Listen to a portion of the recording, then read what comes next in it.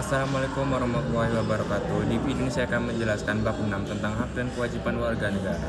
Ada 3 subpokok pembahasan, yaitu 1. Pengertian warga negara, pengertian hak dan kewajiban warga negara, dan kewajiban untuk negara dalam Undang-Undang 1945.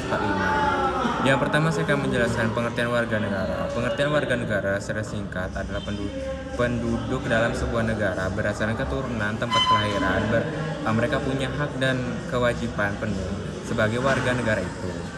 Menentukan warga negara dalam sebuah negara ditentukan berdasarkan perundang-undangan. Pasal 26 ayat 1 Undang-Undang 1945 disahkan oleh undang-undang sebagai warga negara. Yang dimaksud dengan warga negara bangsa lain adalah peranakan Belanda, Tionghoa, dan negara lain dan bersikap setia kepada NKRI. Yang kedua, pengertian dan hak kewajiban. Nah, untuk pengertian dan hak kewajiban juga sebagai HAM, dipahami juga sebagai HAM. Undang-Undang 39 tentang HAM. HAM adalah seperangkat hak yang melekat pada hakikatnya yang ada keberadaan manusia sebagai makhluk yaitim dan merupakan anugerah yang ada wajib dihormati, dijunjung tinggi dan dilindungi oleh negara, hukum dan pemerintahan dan setiap orang demi menghormati serta perlindungan harkat dan martabat manusia. Kewajiban asasi dalam kewajiban dasar yang harus dijalani oleh seseorang dalam kaitannya dengan kepentingan dirinya sendiri, alam semesta, masyarakat, bangsa dan negara maupun kedudukan sebagai makhluk Tuhan. Di Indonesia sendiri antara hak dan kewajiban harus dipenuhi warga negara secara singkat dan secara seimbang. Hak dari seringkali dileburkan dalam hak kolektif atau sosial. Di samping hak pribadi seseorang terdapat hak orang lain, sehingga masing-masing individu harus menghargai dan mengindividu yang lain, kemudian melahirkan kewajiban-kewajiban warga negara. Pengertian HAM dan Indonesia 1945 sampai 1959, HAM sudah mendapatkan legitimasi yuridis dalam Undang-Undang 1945, meskipun belum optimal seperti kekeluasaan pendirian partai-partai politik. 1959 sampai 1966 terjadi pemasungan hak asasi sipil dan politik seperti hak untuk berserikat, berkumpul, dan mengemukakan pendapat dengan tulisan.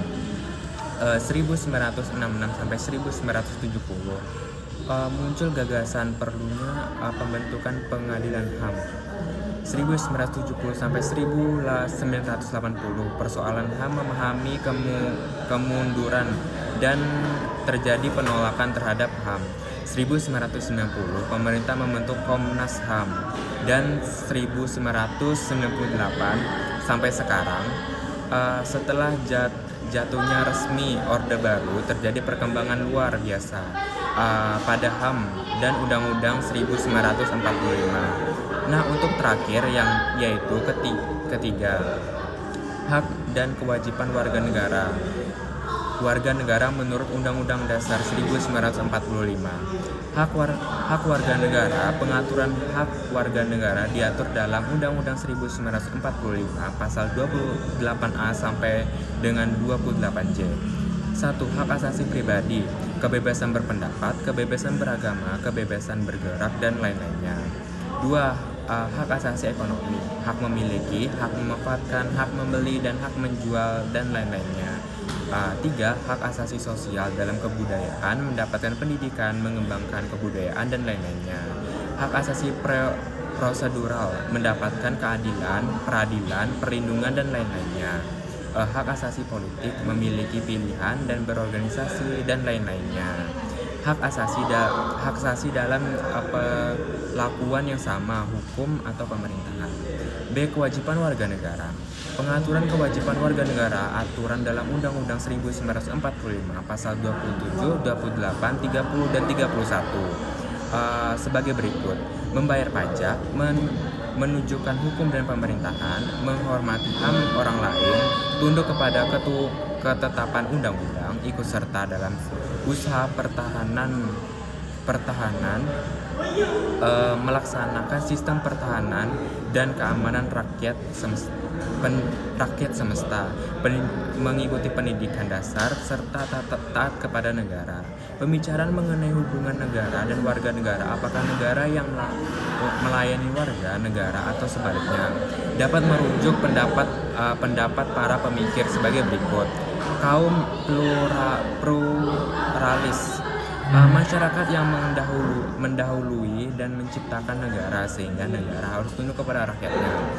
Kaum Marxis, dominan berkuasa ada pada negara. Negara merupakan institut yang digunakan kaum borjuis untuk menjalani kekuasaan yang baik. 3. Kaum sistensis, menyatukan kedua pendapat di atas kata kunci struktur atau negara untuk teori Marxis dan agensi atau warga negara. Untuk teori pluralis, yaitu negara dan warga negara asli mempengaruhi. Sekian presentasi dari saya. Maaf jika ada kata-kata dan yang salah atau pengucapan bahasa yang tidak benar. Saya akhiri. Assalamualaikum warahmatullahi wabarakatuh.